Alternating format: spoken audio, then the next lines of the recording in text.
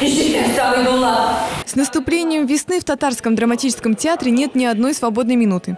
Сейчас вовсю проходят репетиции нового спектакля «Весенняя мелодия», посвященному 70-летию Победы.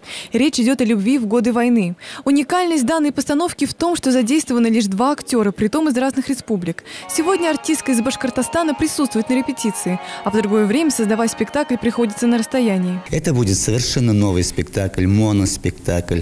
Премьера ожидается премьера 23 марта, а зрители, широкая общественность увидят этот спектакль в Дни Победы в мае месяце. Так как у нас актриса из Башкортостана, нам пришлось первые дни, вообще, можно сказать, первый застольный период проводить по скайпу.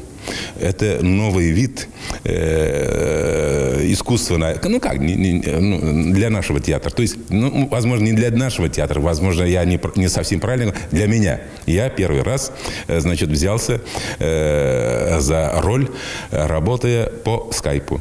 А уже сейчас труппа театра в пути, актеры едут на гастроли. В марте артисты покажут спектакли в районах республики, а в начале апреля начнутся большие гастроли в Казани. Столичному бомонду драматический театр продемонстрирует сразу 8 постановок. Декорации, костюмы, всего очень много.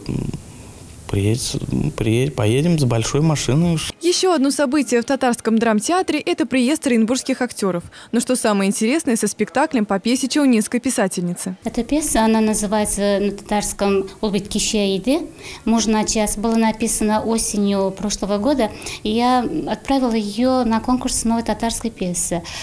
Пьеса вышла на финал, но она не стала лауреатом. А руководство и режиссеры Оренбургского татарского театра как-то заметили ее и, видимо, понравилось. Работа в Татарском драматическом театре бурлит, и это еще не все. У театралов уже в планах новые проекты и постановки. Ксения Антонова, Максим Орлов для программы «Новости».